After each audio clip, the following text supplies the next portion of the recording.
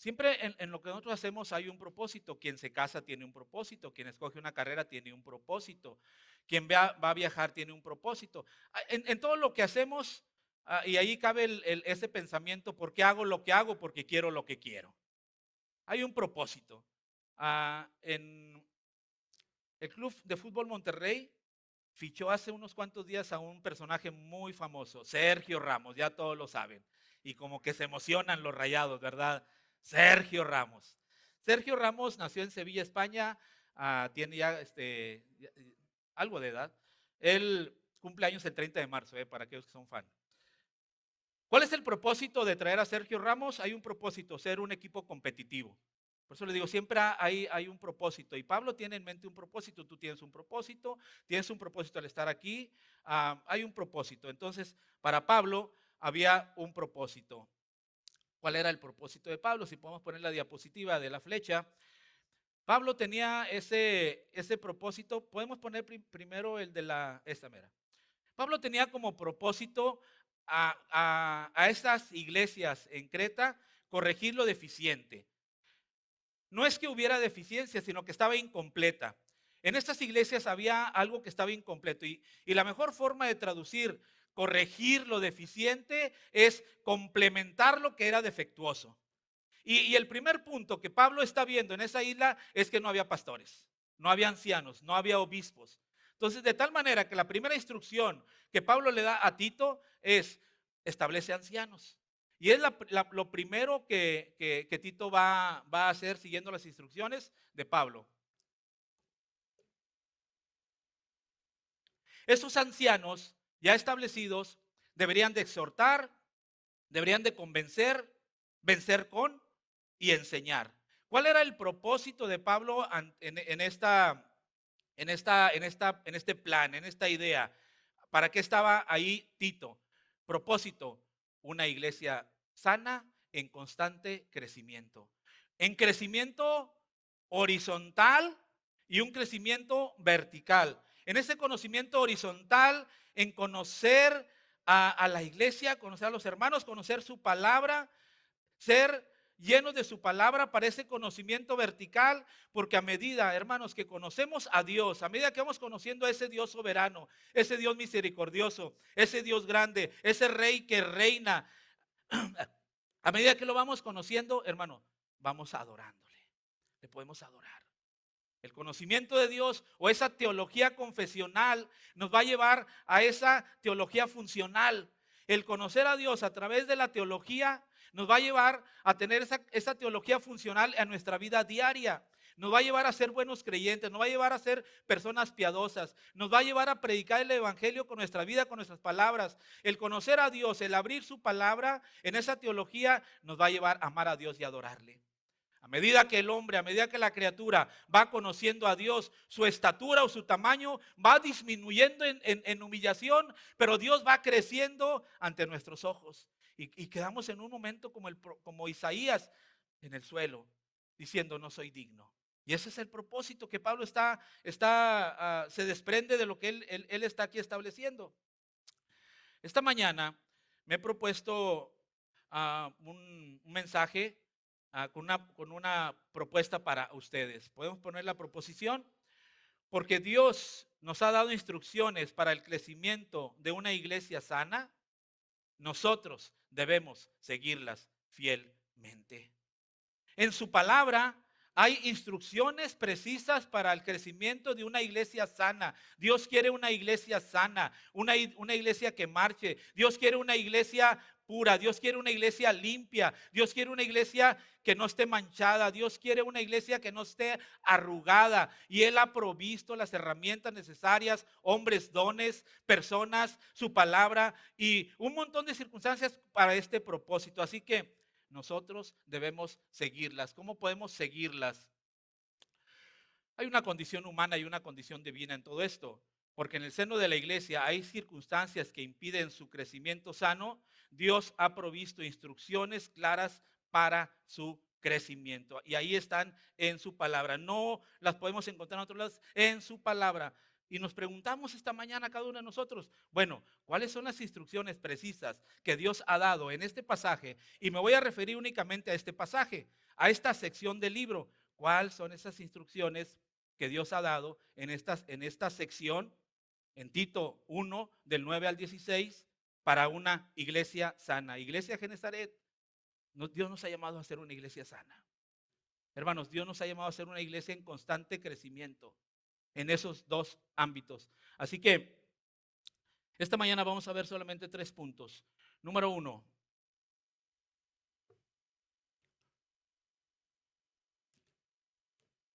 exhortar y convencer a los que contradicen.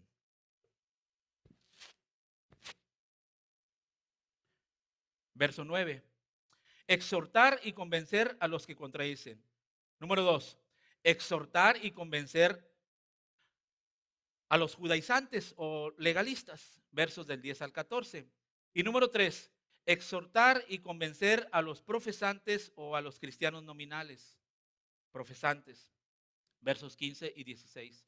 Vamos a tomar ahí apuntes y vamos a desarrollar este mensaje de esta manera. Cuando Pablo le está diciendo a Tito, por esta causa te dejé en Creta para que corrigiese lo deficiente y estableciese ancianos en cada ciudad, así como yo te mandé, el que fuera irreprensible, marido de una sola mujer, y va a dar ciertas características que no son negociables para los ancianos, para los pastores o para los obispos. Estas mismas características han trascendido el tiempo y el espacio, son las mismas características del primer siglo, del siglo segundo, del siglo quinto, del año 1600, del año 2000 y para nosotros del año 2025. Son las mismas características que debemos de tener los pastores, ancianos u obispos. Características que no son negociables, características que la iglesia debe observar. Es cierto, Dios llama a pastores, pero la iglesia reconoce a aquellos pastores que ya están pastoreando y los pone como sus pastores. Es un llamado de la iglesia a aquellos que están ejerciendo una labor pastoral. Pablo deja a Tito en esta isla para que corrigiese lo eficiente y deja estas instrucciones que hay en la mente de Pablo. En la mente de Pablo es que estos hermanos de la isla de Creta necesitan algunas cosas. Va a mostrar a los hermanos de la iglesia un problema producto de la caída del hombre, una condición humana caída y cómo Dios provee la solución. Y cuando Pablo termina en el versículo número 9, esas características tan claras que el pastor Martínez la semana pasada nos compartió en un mensaje tan maravilloso, Pablo ya ha descrito esas características y Pablo empieza a decir cuál es el propósito, el objetivo que él busca de estos hombres. Y cuando está desarrollando esas características, Pablo va a decir, estos hombres, estos ancianos, estos obispos, debe ser retenedor de la palabra. Retenedor de la palabra. Esta palabra retenedor significa apegarse, aferrarse, adherirse.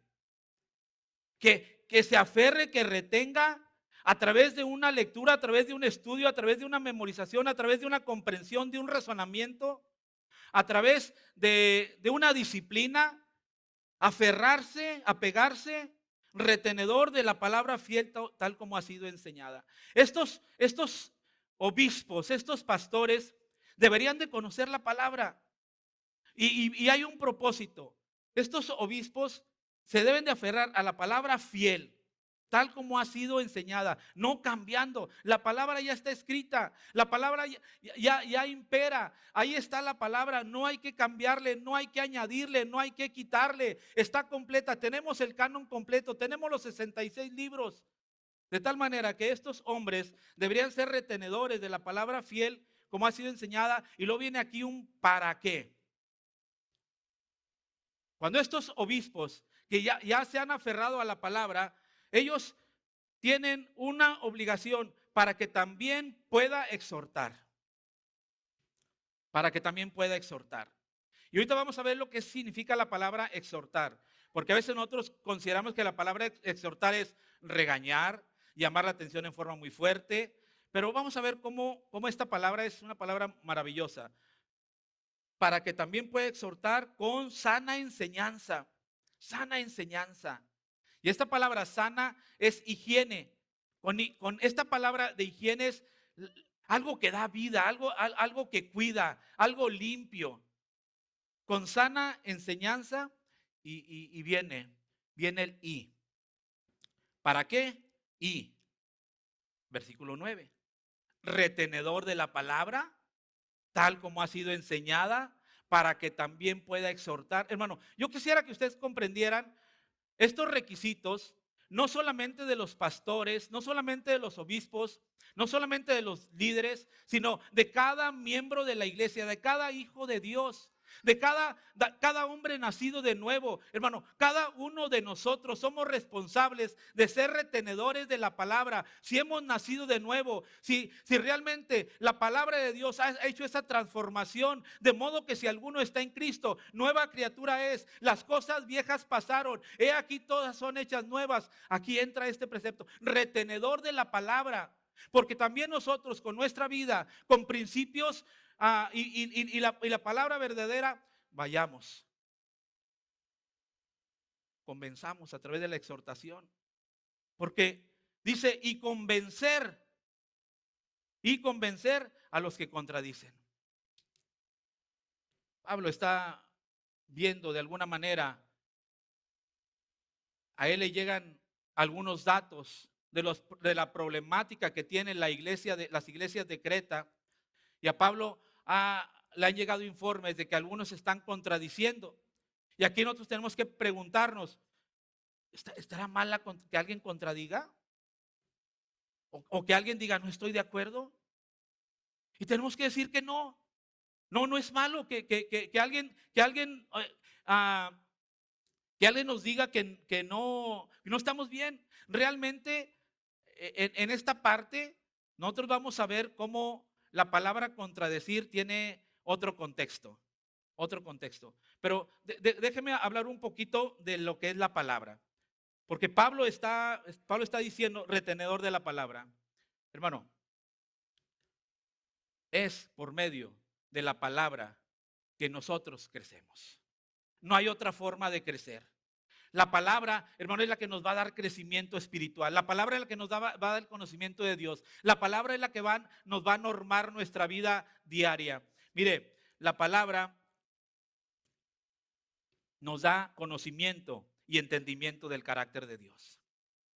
Conocimiento y entendimiento del carácter de Dios. Y nosotros podemos leer en su palabra, Dios es bueno.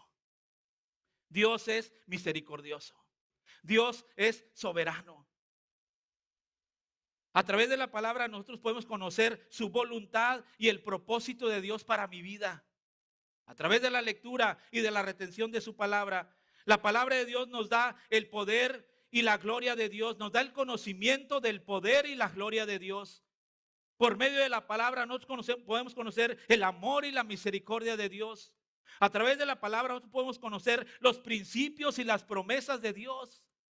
Y sostenernos en momentos difíciles y saber a dónde vamos y saber que tenemos una ciudadanía eterna en los cielos y saber que nuestra ciudadanía no está aquí y ir a Hebreos 11 y saber que aquellos hombres, esa galería de la fe, se sostuvieron como viendo el invisible porque ellos veían al Creador y al sustentador de todas las cosas.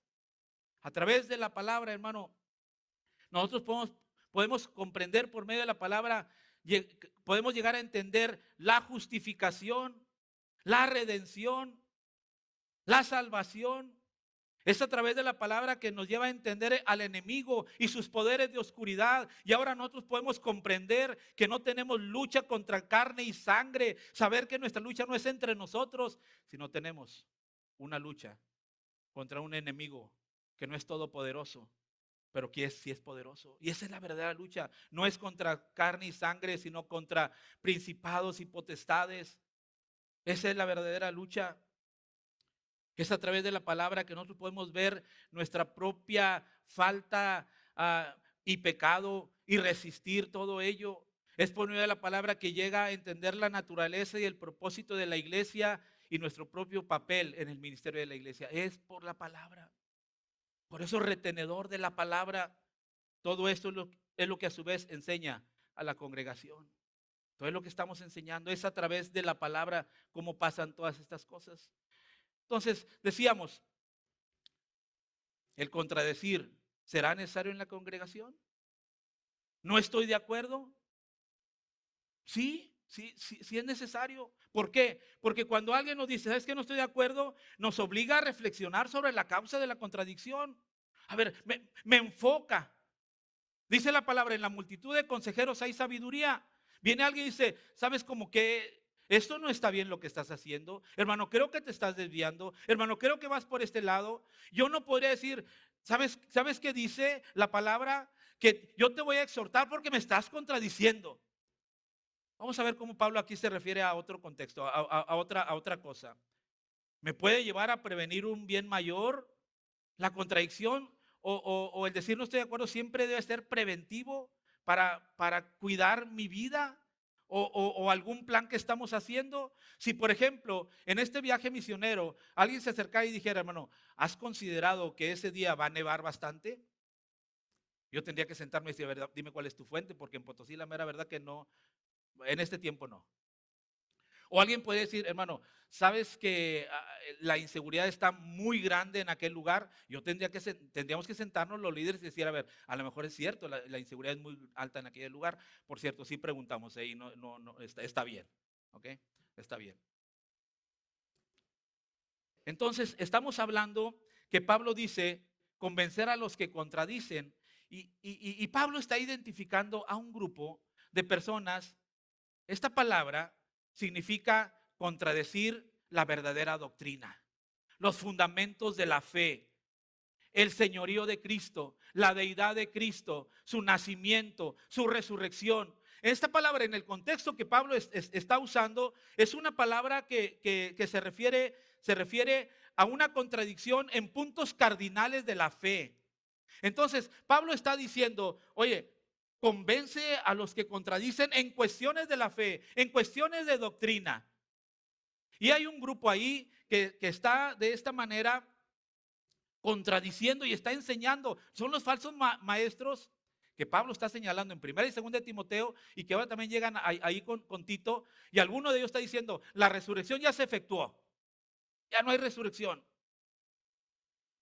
A este grupo de personas se refiere Pablo como aquellos a los que hay que convencer con sana doctrina, exhortar, pero tiene que ser a través de la palabra. Tiene que ser a través de la palabra.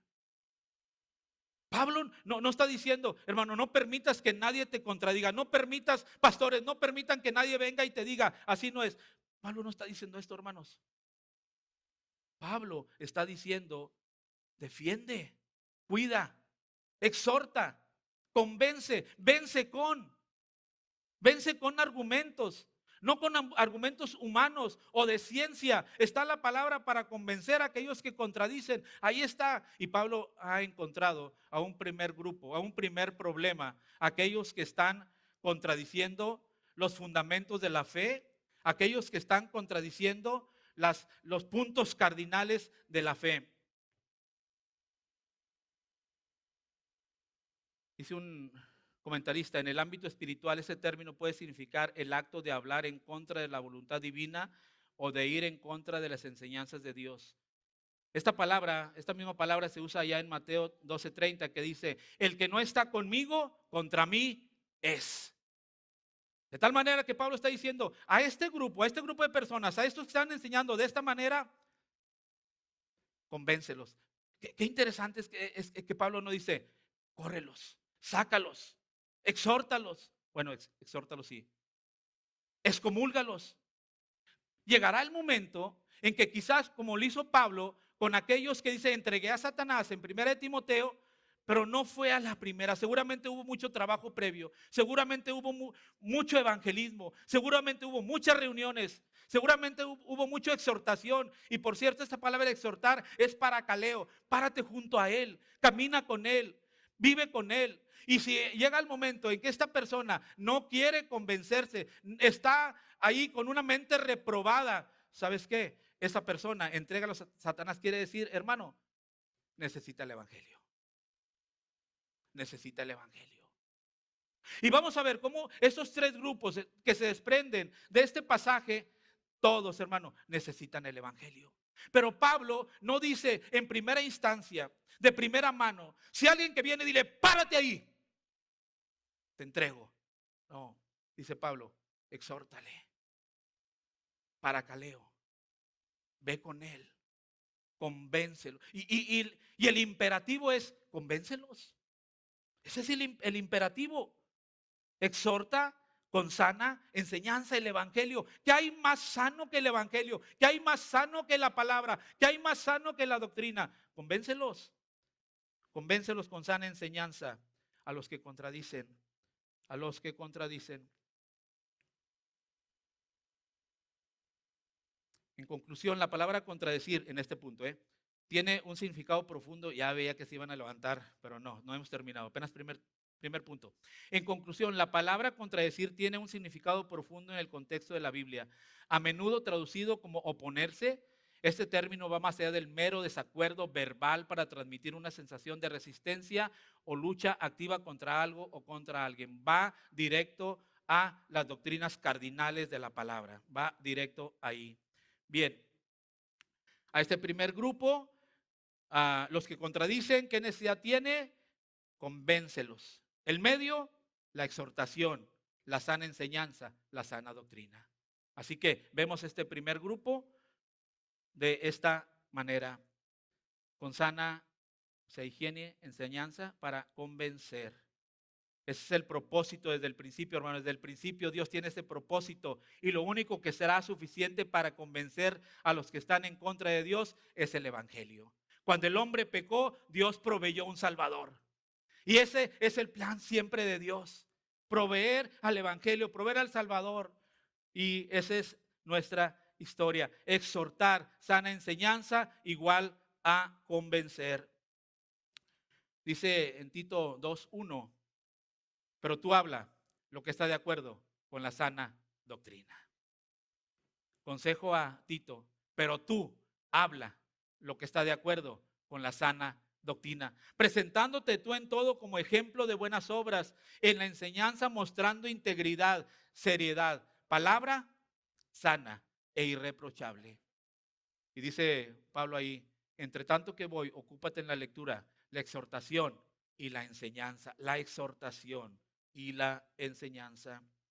Segunda Timoteo 2 dice, porque el siervo del Señor no debe ser contencioso, sino amable para con todos, apto para enseñar, sufrido, que con mansedumbre corrija a los que se oponen. Por si quizá, mire este propósito, es maravilloso.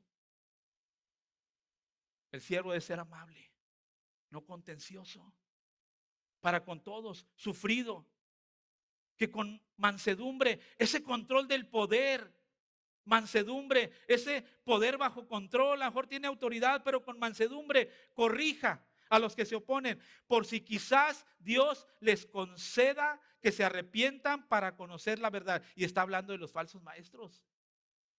Por si quizás Dios les conceda que se arrepientan para conocer la verdad y escapen del lazo del diablo en que están cautivos a la voluntad de Él. Ese es el propósito. Pablo no dice, sácalos, córrelos, sino sea amable, con mansedumbre, que se corrijan. Por si quizá Dios. Quisiera hacer una aplicación tempranera, muy temprano, para nosotros como iglesia. En las iglesias de la isla de Creta, hermanos, tenían varios problemas, o muchos problemas. Falsos maestros que estaban enseñando, los de la circuncisión, y ahorita vamos a pasar al segundo punto, que querían enseñar la ley de Moisés y sujetarlos otra vez a esa servidumbre de lunas nuevas, de tiempos, de no comas esto, no comas aquello, hoy es día de tal cosa. La ropa, el cabello, la barba, todo. Ellos, este segundo grupo también quería meterlos ahí. Tenían muchos problemas. ¿Por qué causas tenían estos problemas? Y Pablo está diciendo, bueno, no tienen pastores, no tienen líderes con estas cualidades. Número 2, el canon no está completo, tienen solamente el Antiguo Testamento y algunas cartas que ya circulaban por ahí. Se vivía esa etapa de la transición entre el judaísmo y la iglesia, un tiempo difícil, libro de los Hechos. Hechos capítulo 15, ahí vemos el gran concilio de Jerusalén para definir a las iglesias entre judíos y gentiles. Si los gentiles te tenían que circuncidar. No tenían ancianos, pastores u obispos. Esa era la problemática de la iglesia de Creta. Hermano, pero esta iglesia, la iglesia bautista Genesaret, ¿sabe qué tenemos, hermano? Tenemos la palabra de Dios. Infalible, inerrante, revelación de Dios, inspirada, suficiente. No necesitamos nuevas revelaciones, sueños ni visiones. Nos dice todo lo que necesitamos para la vida y la piedad. La palabra de Dios es necesaria, es comprensible, es definitiva. Aquí la tenemos. ¿Qué tenemos? Tenemos una adoración corporativa, cantamos la palabra, oramos la palabra. Tenemos una predicación expositiva consecutiva donde el pasaje gobierna al predicador y no el predicador al pasaje. También tenemos hombres llamados por Dios y reconocidos por la iglesia, como dice allá en Jeremías 3:15, y os daré pastores según mi corazón, que os apacienten con ciencia y con inteligencia. En Efesios 4:11 dice, y él mismo constituyó a unos apóstoles, a otros profetas, a otros evangelistas, a otros pastores y maestros. Él mismo constituyó, Dios constituye pastores y la iglesia reconoce a esos pastores. En Genesaret tenemos pastores. Pero aparte de pastores, hermano, tenemos hombres fieles que predican muchas veces, que toman este púlpito, dones de Dios, hombres dones de Dios, fieles en la predicación de la palabra, que cada vez que toman este púlpito, hermanos, somos edificados y retados por la palabra. Dice en 1 Tesalonicenses capítulo 5, 12 y 13, os rogamos, hermanos, que reconozcáis a los que trabajan entre vosotros y os presiden en el Señor y os amonestan, y que los tengáis en mucha estima y amor por causa de su obra. Tened paz entre vosotros. ¿A quiénes me refiero, hermano? Somos bendecidos con personas que toman el púlpito, que no son pastores, pero son hombres de Dios que se están preparando. Y me refiero a Edgar Ibarra.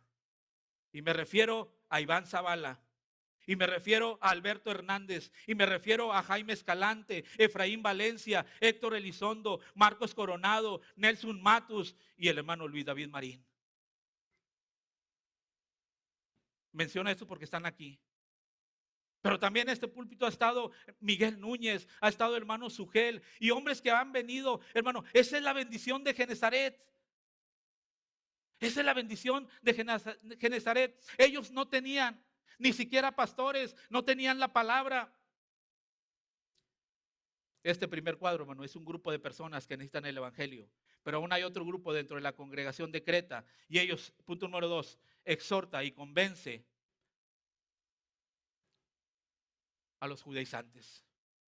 Otro grupo que estaba ahí, otro grupo que exigía, otro grupo que enseñaba, otro grupo que apretaba, otro grupo que tenía influencia impresionante en este tiempo, los judaizantes. Tenemos que cumplir la ley de Moisés, es Cristo y algo más, es el evangelio y algo más. Reunámonos conforme lo que dice la palabra, el Antiguo Testamento o Moisés. Y ponían a Moisés a una altura impresionante. Pregunta, ¿hoy tendremos esto? Sí, hermano, no aquí. En nuestra sociedad actual tenemos personas, tenemos grupos que aún están enseñando que hay que cumplir esto.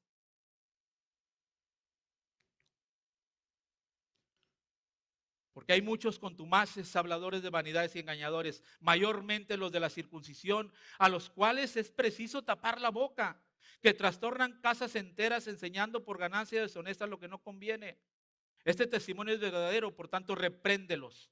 Por tanto, repréndelos. Y esta es una palabra interesante también. Repréndelos duramente.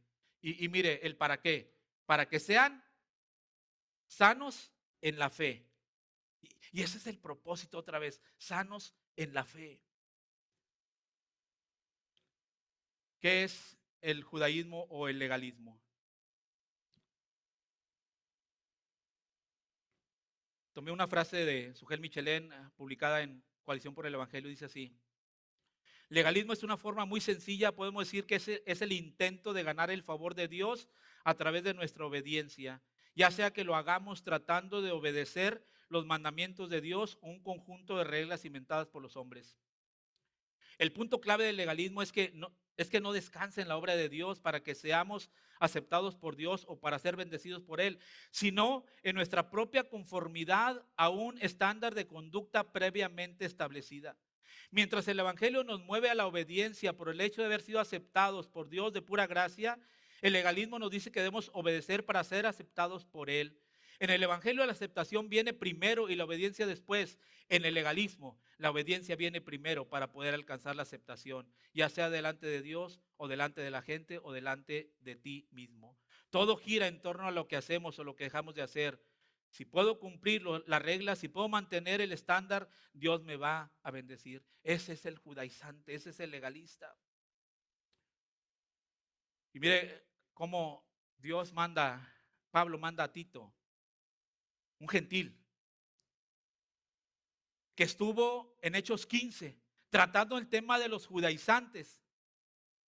Y Tito es una muestra como un gentil no necesita el judaísmo para ser aceptado frente a Dios. ¿Qué mejor hombre que aquel que estuvo en este gran concilio de Jerusalén para tratar este tema? Es asombroso lo que Dios hace.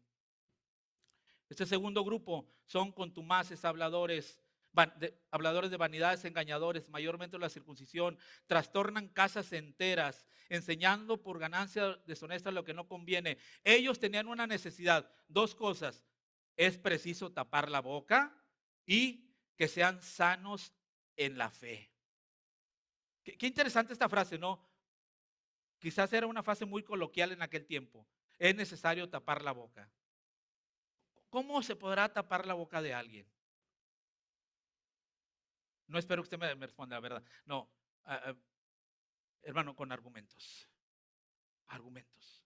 Voy a poner un ejemplo así muy sencillo, muy sencillo.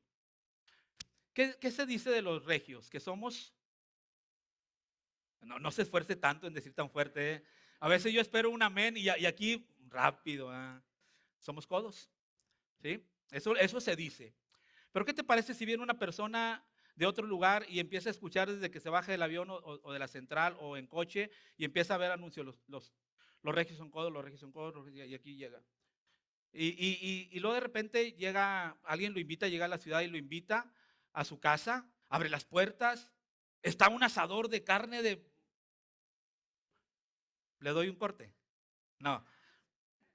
Todo así, y se le atiende, se le sirve, se le da, se platica, y el hermano o esta persona sale y ve inmediatamente a alguien y dice: hey, ten cuidado porque los regios son bien codos. ¿Qué dirá esta persona? No es verdad, no es verdad. Hermano, a, a este grupo de judaizantes era necesario amarlos. ¿Cómo? A través del evangelio. Tápale la boca, no es verdad lo que están diciendo. No es verdad que blasfeman el nombre de Dios. No es verdad que están pisoteando la palabra. No es verdad que Dios está molesto con ellos. No es verdad. Es necesario tapar la boca. Es preciso tapar la boca. ¿Para qué? El objetivo es que sean sanos. Otra vez la palabra. Sanos en la fe. ¿Se ha dado cuenta que 2 o 3 veces hemos mencionado esta frase? Que sean sanos. Ese es el propósito, hermano, que seamos sanos en la fe. Y no podemos ser sanos en la fe si no leemos la palabra, si no disfrutamos la palabra, si no vivimos la palabra, si no atesoramos la palabra, si no practicamos la palabra. Para ellos en aquel tiempo, los judaizantes, esta era la problemática y era necesario que sean sanos en la fe. Y era necesario que no atiendan fábulas judaicas, mitos de hombres, ni a mandamientos de hombres que se apartan de la verdad. Y él dice: repréndelos duramente. Y esta palabra también, repréndelos, es corrígelos. Es un imperativo. Corrígelos. Duramente es con severidad. Sí, reprender es corrígelos, porque está equivocado. Corrígelo. Está equivocado. El propósito es que sean sanos en la fe. Segundo grupo, primer grupo, ellos los que están diciendo, están contradiciendo. Segundo grupo, están practicando. Hay prácticas judaicas. Y por último,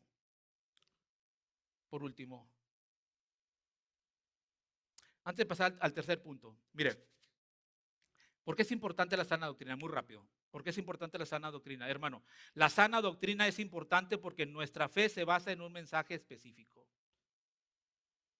La sana doctrina es importante porque el evangelio es un deber sagrado. La sana doctrina es importante porque lo que creemos afecta a lo que hacemos. El comportamiento es una extensión de la teología y existe una correlación directa entre lo que pensamos y cómo actuamos. Por eso es necesaria la sana doctrina. La sana doctrina es importante porque debemos verificar la verdad en un mundo de mentira y ponerlo bajo la lupa, bajo el enfoque, bajo el lente de las verdades bíblicas. La sana doctrina es importante porque al final de la sana doctrina es la vida. Al final es la vida. La sana doctrina es importante porque anima a los creyentes en esas grandes verdades, en esas verdades que no son de un tiempo, sino que son eternas. La sana doctrina, hermano, es necesaria. La sana doctrina, esa sana doctrina que Cristo murió por nuestros pecados conforme a las escrituras, que resucitó al tercer día conforme a las escrituras. Esas son verdades incuestionables de las buenas nuevas de salvación. La sana doctrina es algo que tenemos que atesorar y es lo que necesitaban aquellos hombres de aquel tiempo. Hermanos, y una aplicación para nuestro tiempo es lo que usted y yo necesitamos. Necesitamos cada uno de nosotros la sana doctrina. Cada uno en nuestra vida diaria.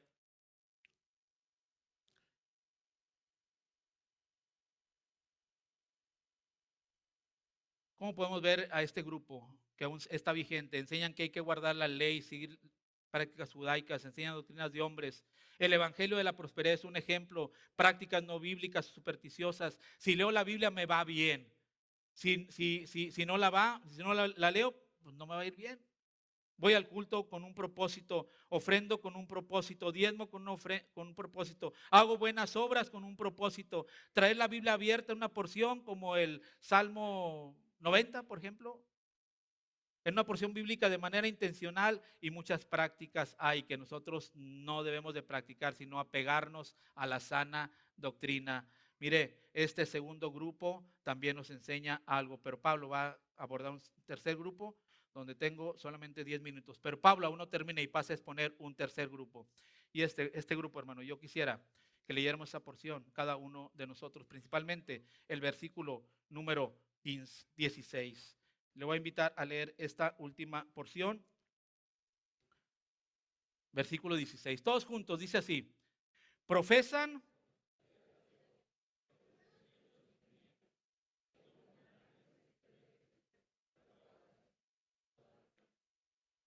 Capta el mensaje.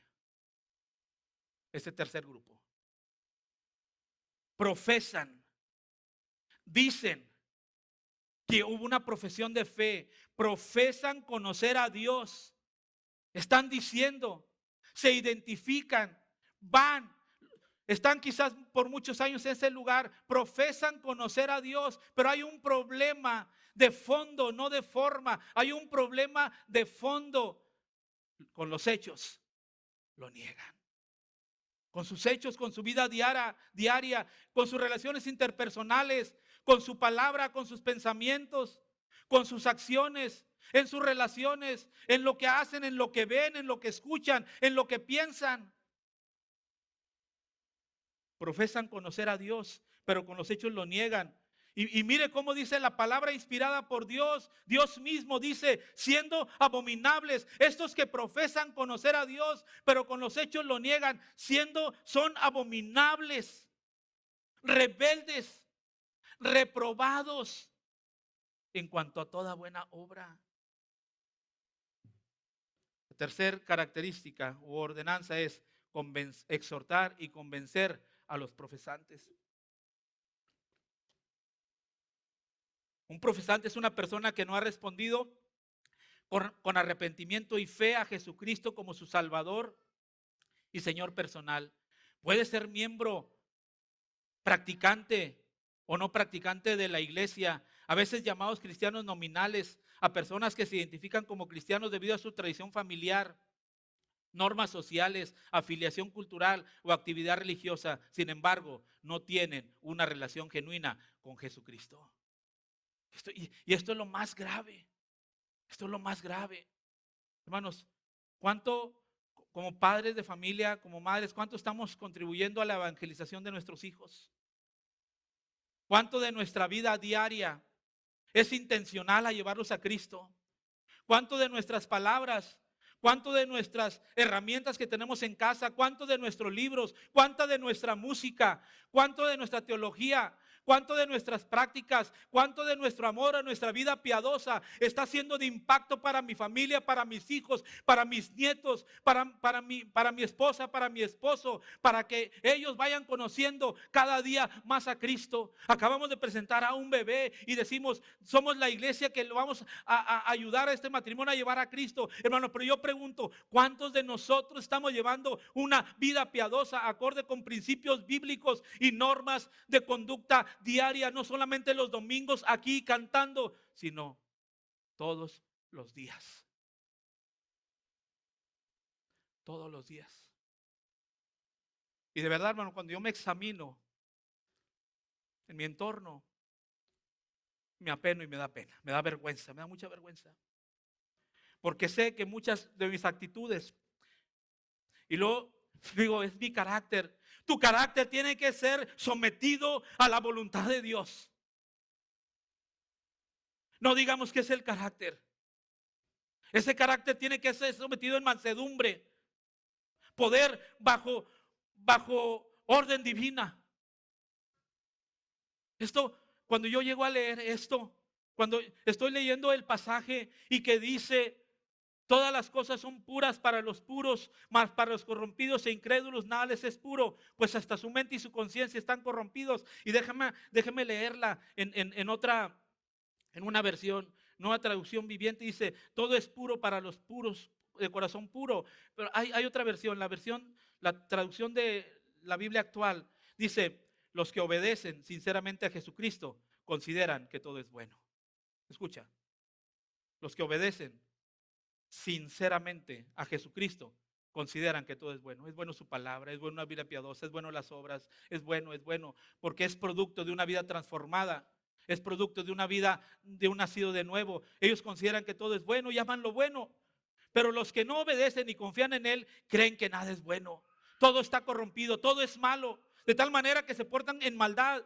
Dice, nada es bueno, solo piensan en lo malo y no les remuerde la conciencia de hacer lo malo.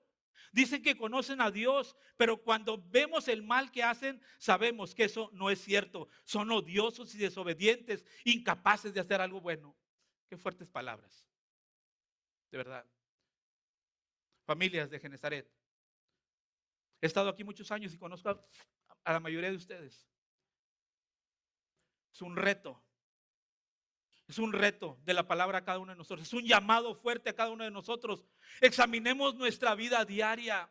Examinemos nuestra relación con Dios. Examinemos nuestra relación con su palabra. Veamos cómo nos conducimos cada día. ¿Tenemos una vida transformada?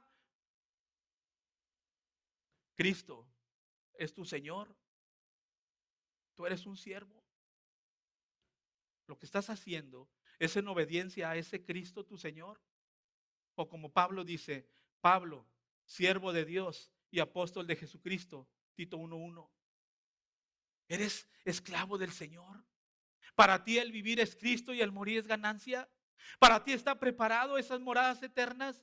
Hermano, vive esa vida cristiana, vívela día a día. Profesan conocer a Dios, pero con los hechos la niegan. Este tercer grupo está corrompido, es incrédulo, profesan conocer a Dios, necesidad, un trato de no creyente, el evangelio. El medio, la predicación y el testimonio.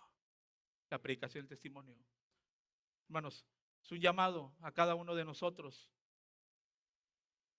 a ti, a mí, a examinar nuestra vida a través del lente bíblico.